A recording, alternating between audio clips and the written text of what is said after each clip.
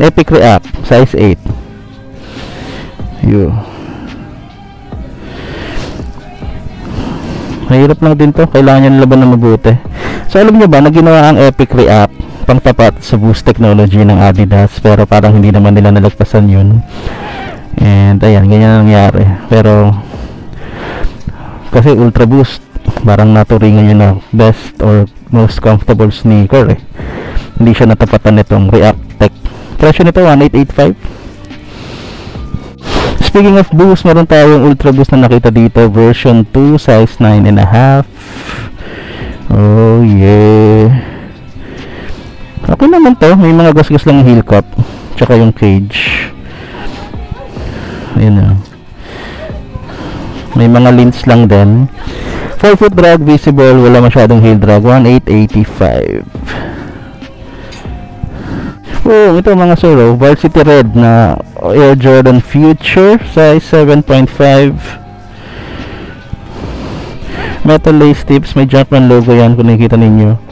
Carbon, yeah, check. Woven pattern, check. May insole pa, gold insole yung logo. 1885 po ang presyo. Outsole, okay na, okay pa. Ito mga paps, size 10 Adidas Alpha Boost. Grabe, size 10 siya pero parang ang laki-laki. Parang sobrang laki nito. Ano naman? Ito lang, may gas-gas na dito. Pero yung boost niya, boom, ba't nakapal. Tingnan nyo naman yung kapal niyan, kaboom, no? Ang presyo nito 1885. Outsole niya good, okay na, okay pa. Dito sa baba merong Ultra Boost ST pala, sorry, size 11 naman. Ito malaki, parang kasi laki lang niya yung boost doon sa taas, no? Ito, so may Adidas logo dito sa may heel cup. Yan siya. Ang presyo po na to 1885, size 11 po ulit, Adidas Ultra Boost ST. So mga paps, dito sa taas is merong Adidas Pure Boost. Sobrang dami niyang. Tanggalin nga muna natin to. Nade-deform yung sapatos eh, kailangan ayusin natin yan kasi nauokok ako mga sir. So size 10 po ito. Size 10.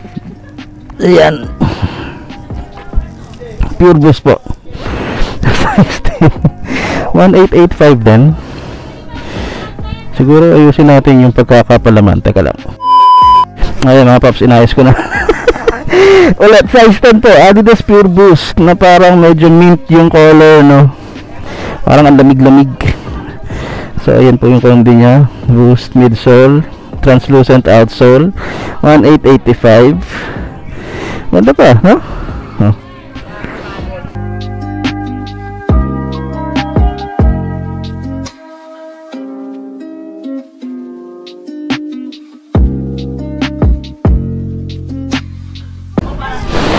So ito nga, meron Puma Trinomic dito. Ang size po nito is size 10, 1,885 pesos. We have another Adidas Pure Boost dito.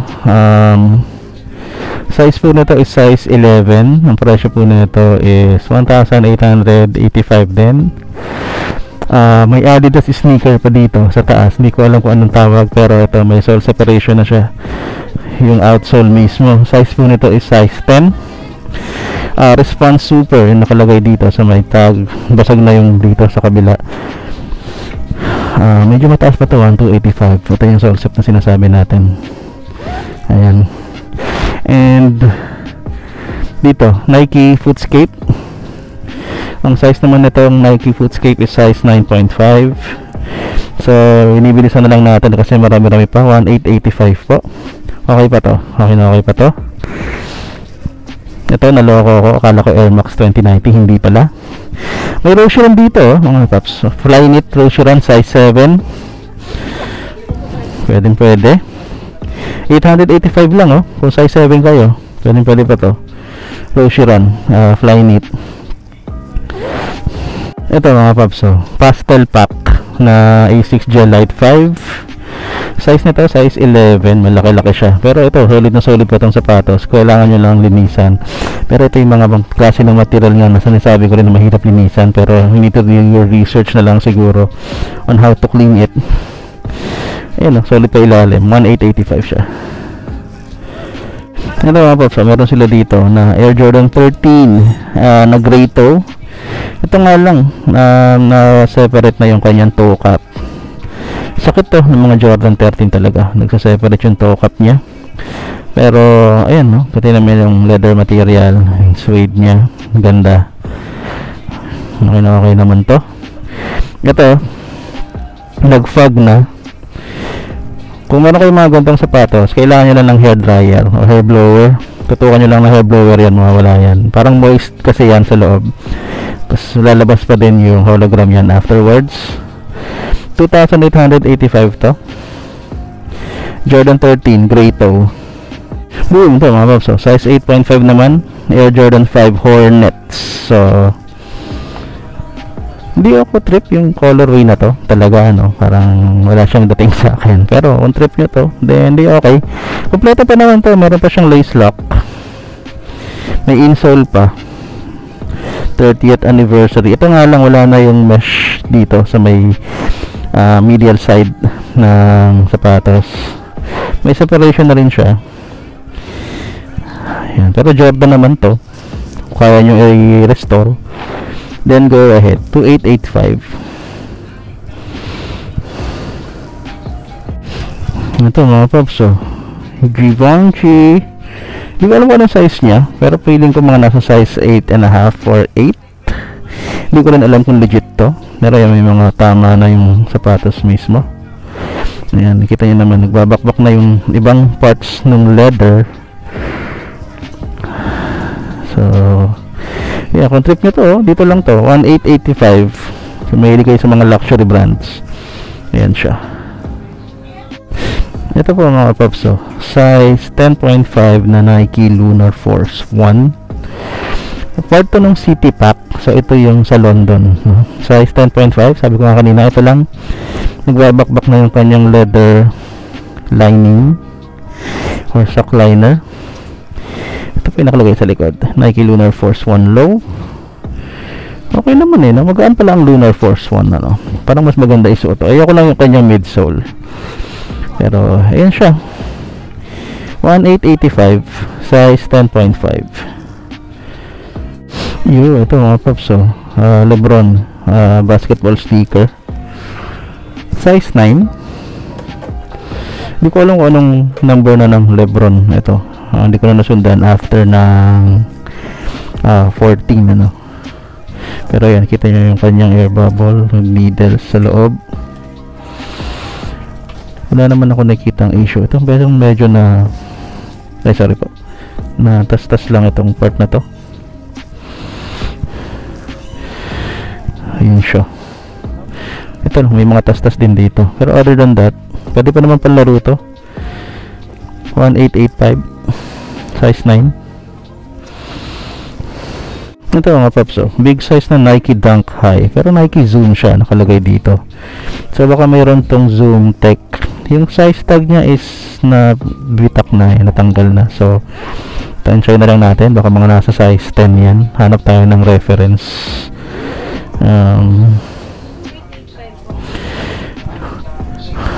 Size 8 ito malaki, mga nasa size 10 nga siya. Okay, so ito, yun nga pala, 2885 siya. Canvas upper, maroon nga yung color niya, then leather itong kanyang swoosh. Ganda, no? Nice to. 2885, mga nasa size 10 nga siya. Ito mga paps, nakuha lang nito yung attention ko. Mukha kasi siya nung Jasper na Louis Vuitton ni Kanye West, pero ito iba to. Ang brand nito is ito, Gianco Morelli. I don't know who it is, pero kung trip nyo to mga paps, ganda na ito. May size to sneaker na to, size 41, which is a size 8. 1885 lang. Pwede ganda. Ito mga paps, meron pang Jordan 1 mid dito, size 10 naman. Parang triple white siya dati, kaso ito nag-iba na yung kulay, na nag-discolor na. Maayos naman to, konting toe box creasing lang. Ayan, may mga yellowing parts lang talaga siya. Price niya is 4,885. Wow. Ito mga paps, size 8, Nike Sock Dart. Ang ganda ng ano niya, parang military green. Ayos, no? Ito lang, pero deform na yung toe box. Dapat yun medyo ganito eh. Ayan, ganyan. Pero wala eh, ganun talaga. Wala naman masyadong issue, no? 885 lang. Drags lang dito sa outsole.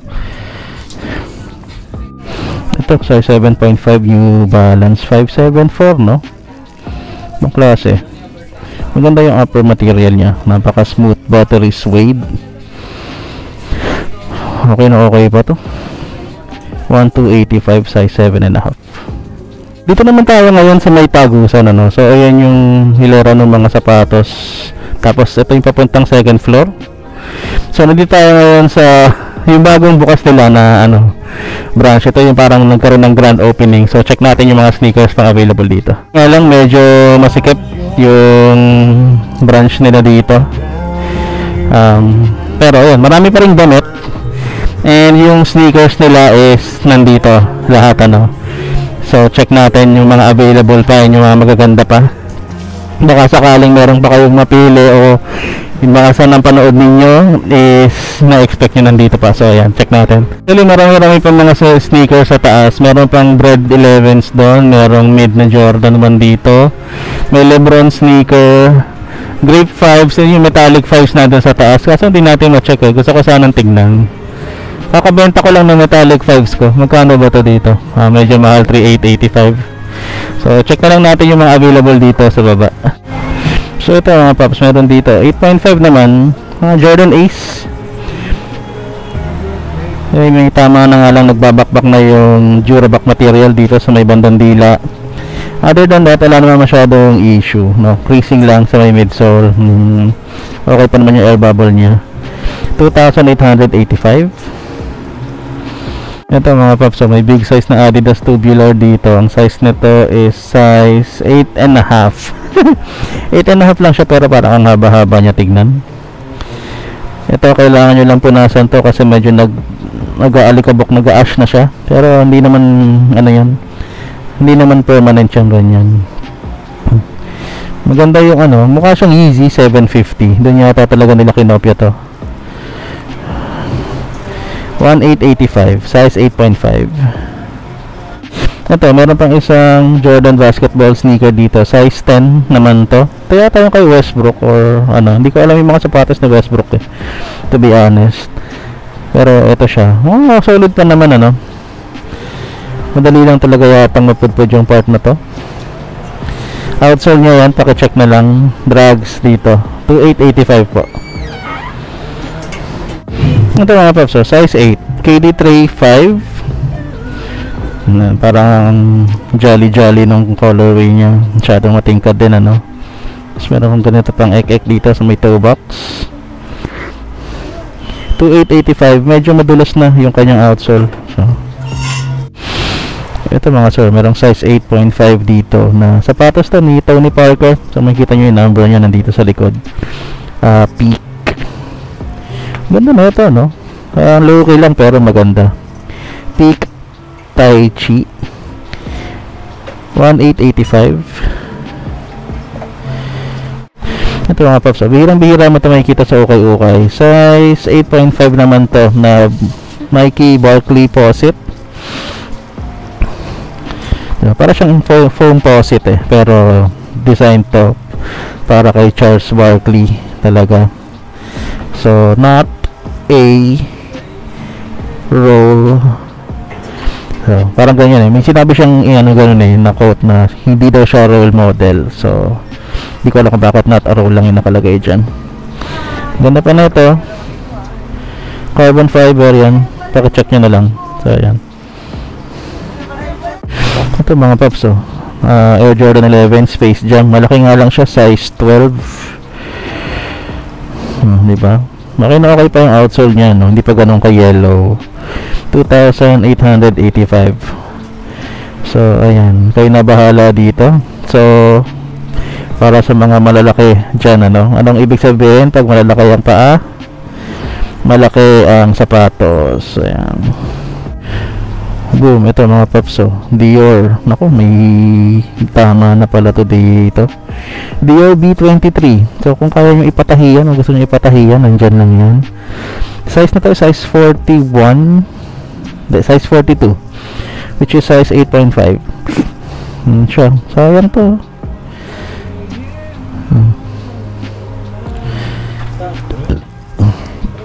3,885 po. Ito mga paps, size 11 na Nike Dunk Low. Parang sketchy to sa akin, ano? Pero kayo na bahala. Wala siyang insole. Okay naman. Okay naman yung condition ng upper. 3,85. Boom, isa pa mga paps. So, Under Armour, size 9.5. Ano nakalagay dito? Pabasa. Phantom. Yun ba yung pangalan ng sapatos? Phantom. Ganda yun, no? Ganda ng design nung sa likod niya, sa heel part, tsaka yung midsole. Madumi lang to mga paps. Linisan nyo na lang. Ang presyo po nito 1,885 only. Size 9.5. Yeah. And there you have it mga paps. Yun na yung mga sapatos na nakita kong available pa na medyo okay pa, no? Doon sa may JBL Good News, JBL Hong Kong Surplus sa Bunyo. Sorry, nakalimutan ko ng mag-outro doon mismo sa shop. Nakikita nyo naman, bumabiyahe na ako. Ang dami na nangyari. Nakabili na ako ng kung ano man. Ayan, meron pa akong BQ dito na milkshake.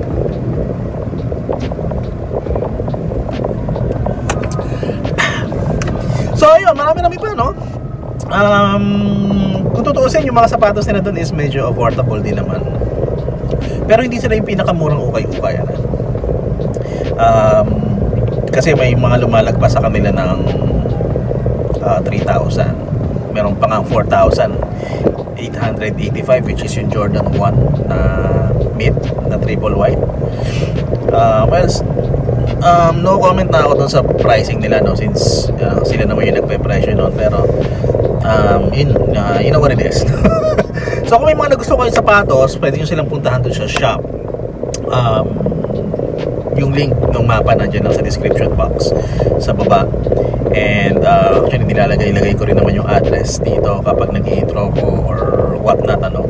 Marami pa, may mga Jordans doon, marami pang Jordans doon, mga boost, sobrang daming boost doon sa shop na yon.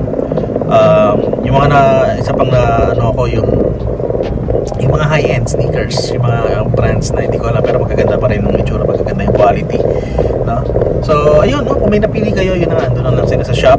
Pwede nyo rin i-like yung Facebook page nila para malaman ninyo kung meron silang mga new arrivals, ganyan. Kasi marami yan, ang network of ukay-ukay ang JBL, Meron silang Abanice outlet, meron sila yung iba't iba pang klase ng shop. Di ko alam kung yung sa may Las Piñas kung network din nila yun, no? Pero yun, marami silang ukay-ukay. Depende kung saang lugar kayo mas malapit, no? Actually sa Mandaluyong wala pa silang masyadong branch doon. So sana maglagay din sila ng branch sa Mandaluyong. So ayun, hanggang dito na lang. Tatapusin ko na yung vlog dito, no? Feeling ko masyado na siyang mahaba. Pero subukan kong i-one part lang to, no? Para mas madaling panoorin. So ayun, maraming salamat sa panonood, no, mga paps. So kung bago ka lang dito sa channel, please consider subscribing. Nandiyan na yung subscribe button sa baba. Sorry, nagmamaneho na ako. And kung nagustuhan nyo ng video, please give it a thumbs up. Thumbs up. And kung may nagustuhan kayo sapatos, comment nyo naman yun